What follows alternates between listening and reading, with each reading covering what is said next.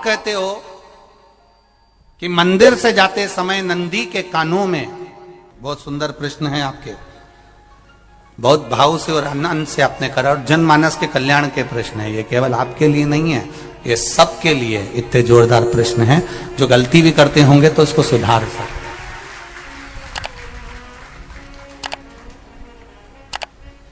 आपने कहा कि नंदी के कानों में कहना चाहिए, लोग हंसते हैं, कहते हैं बताओ वो नंदी के कानों में भगवान को कहना चाहिए।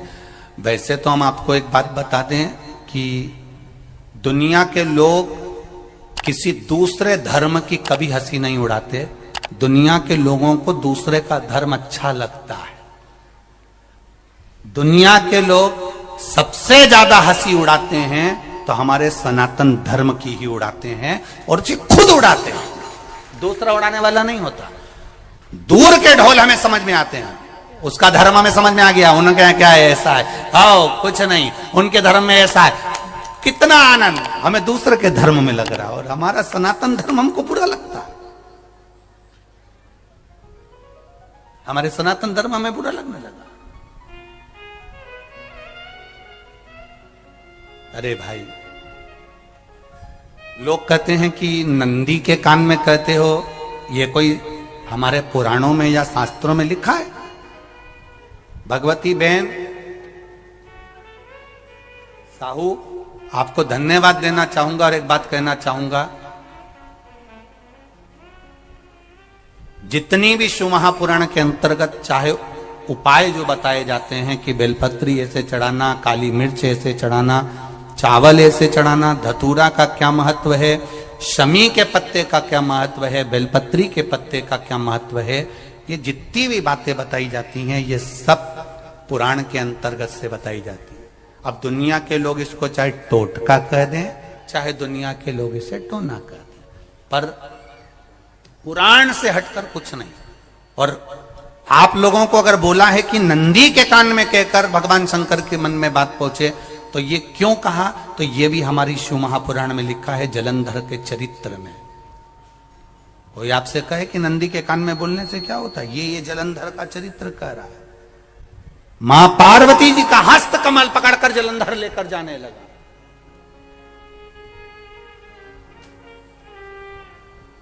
वृंदा का पति लेकर जा रहा।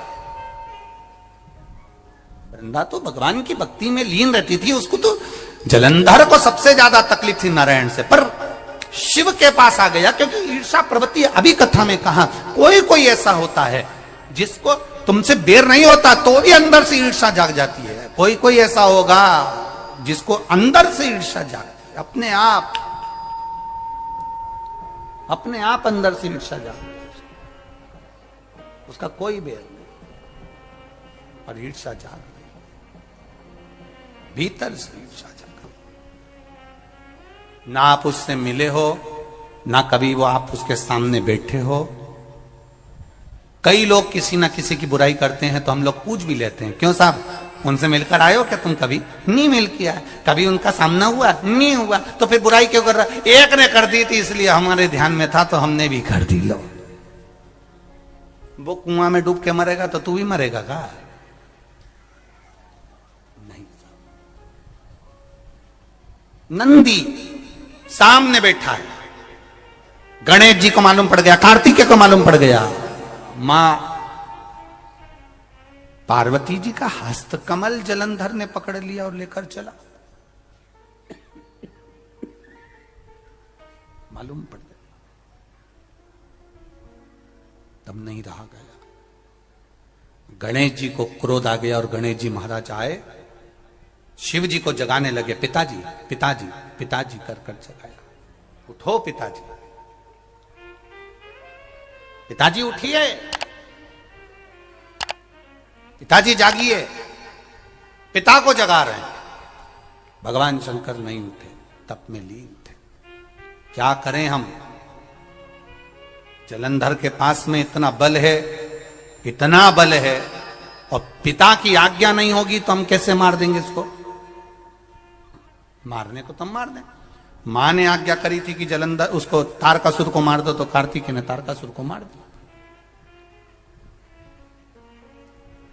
शिव जी की आज्ञा नहीं तो हम इसको कैसे मारें? क्या करें?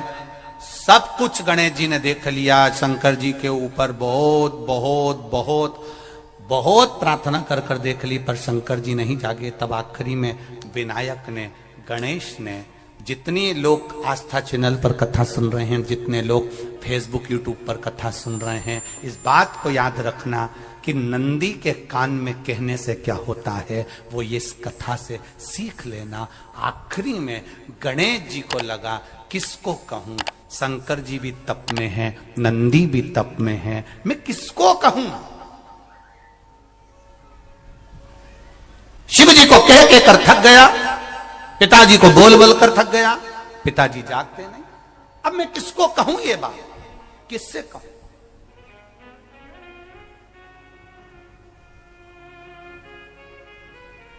विनायक गए सीधे अब नंदी के पास में। नंदी भी तप में लीन थे, शंकर जी की ओर मुख था, शंकर जी की ओर मुख था। गए और जाकर तुरंत विनायक ने नंदी के कानों में जाकर कहा, नंदीश्वर, मैया का हाथ पकड़कर जलंधर लेकर जा रहा है, पिताजी तप में लीन है, कृपा करिए ना। बस केवल नंदी के कान में कहा, गणेश जी दूर हट गए। नंदी के कान में कहा, शंकर जी के नेत्र खुल गए, शिव जी के नेत्र खुले।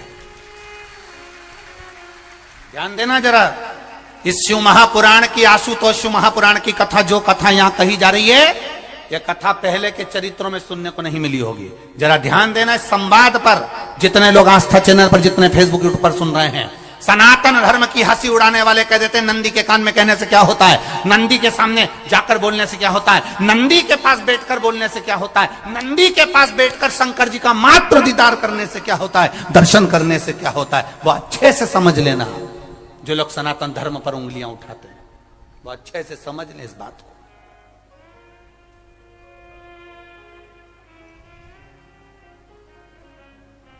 क्या होता है? नंदी तप में लीन, शिवजी तप में लीन, शिव नहीं उठ रहे। विनायक ने नंदी के कानों में जाकर कह दिया, नंदी के कान में जाकर कहा, नंदी के नेत्र नहीं खुले। नेत्र किसके खुले? जम के बोलो, महादेव के खुले, शिव जी के खुले।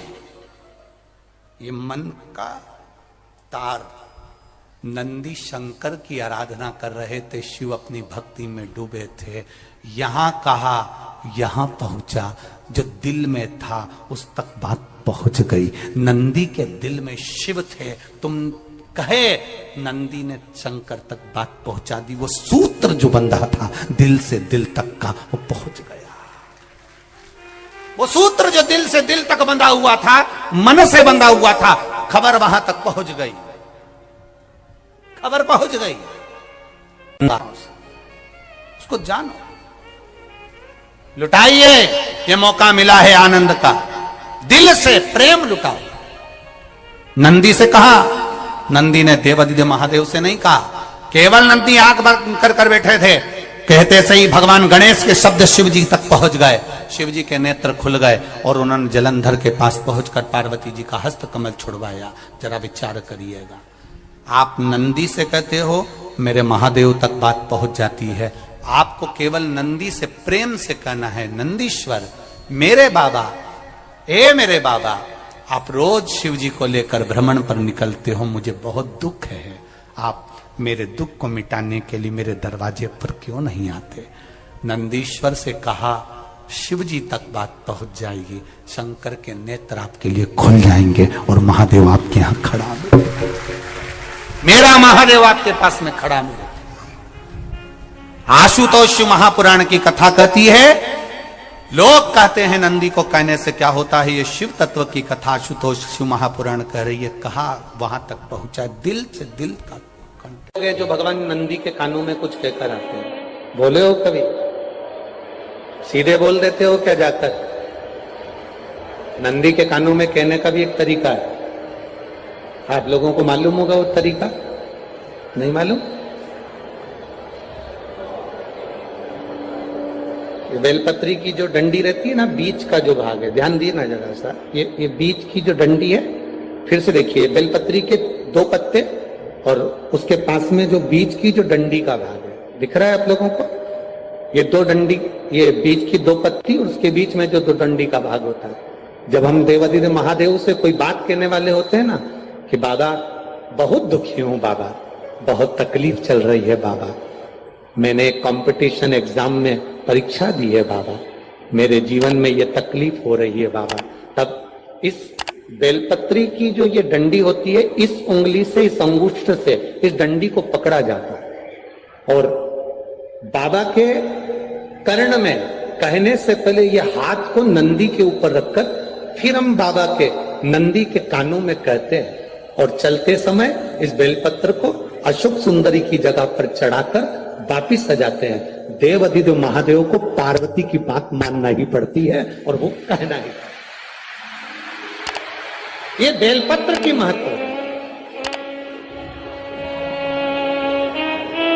ये जितना फल एक बेलपत्र की पत्ती में, उतना की उतना फल।